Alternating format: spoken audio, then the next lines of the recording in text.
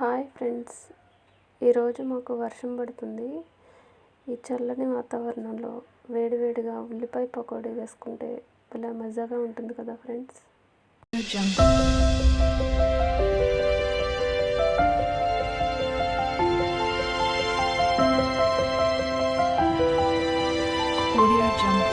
Hi friends, welcome back to SP all in one blogs. ఉల్లిపాయలు 2 పొడవుగా కోసుకుని, పచ్చిమిరపకాయలు, కరివేపాకు, అల్లం వెల్లుల్లి పేస్ట్, సాల్ట్, బియ్యం పిండి,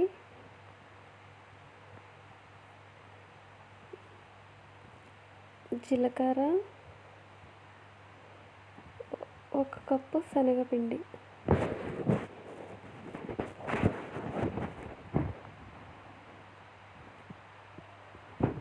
రెండు టేబుల్ స్పూన్ల ఆయిల్ వేడి చేసుకోవాలి.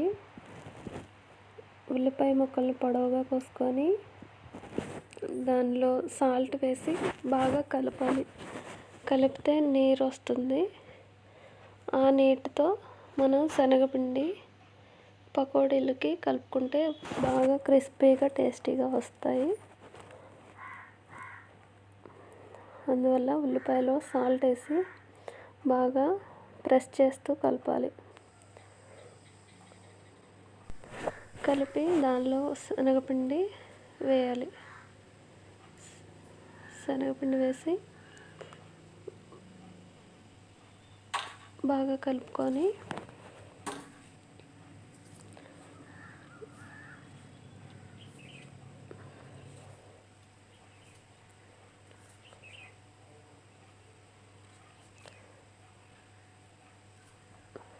కలుపుతూ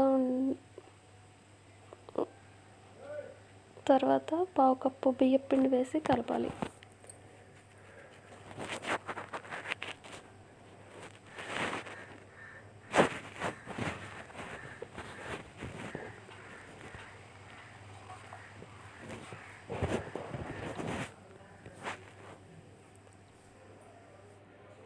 కలిపి దీనిలో అల్లం వెల్లుల్లి పేస్టు వేసుకొని, జీలకర్ర 1/2 టేబుల్ స్పూన్ వేసుకోవాలి. పచ్చిమిర్చి, కరివేపాకు వేసి కలిసేలాగా బాగా కలపాలి. అన్నీ బాగా కలవాలి, లేకపోతే అక్కడ కొంచెం పచ్చిమిరపకాయలు ఎక్కువగా, ఉల్లిపాయలు ఎక్కువగా ఉంటాయి. అందుకని అంతా బాగా కలిపేసుకున్న తర్వాత వేడి చేసిన నూనెని కొంచెం వేసుకోవాలి. కొంచెం వేసుకుంటే బాగుంటుంది.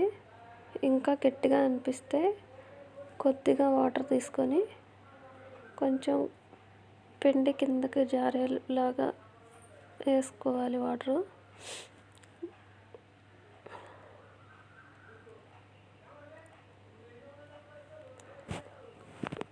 వేసుకొని బాగా కలిపి ఒక బాండీ పెట్టుకొని స్టవ్ వెలిగించి బాండీ పెట్టుకొని ఆయిల్ సరిపడా వేసుకోవాలి. వేసుకున్న దానిలో కొంచెంగా పిండి తీసుకొని పకోడీల మాదిరిగా వేసుకొని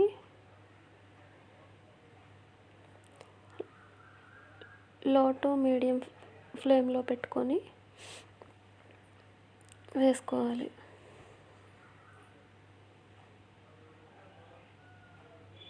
వేసుకొని కొంచెం తిప్పుతూ ఉండాలి. పకోడీలను క్రిస్పీగా అయ్యేంత వరకు వేయించుకొని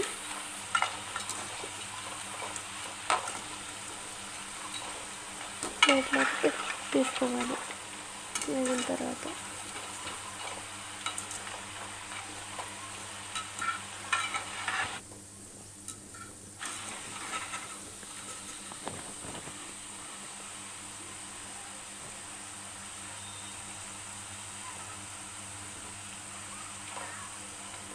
అలాగే పిండి మొత్తాన్ని చేసుకొని సర్వ్ చేసుకోవడమే ఫ్రెండ్స్. మళ్ళీ వేరే వీడియోతో మళ్ళీ కలుద్దాం ఫ్రెండ్స్. Bye bye.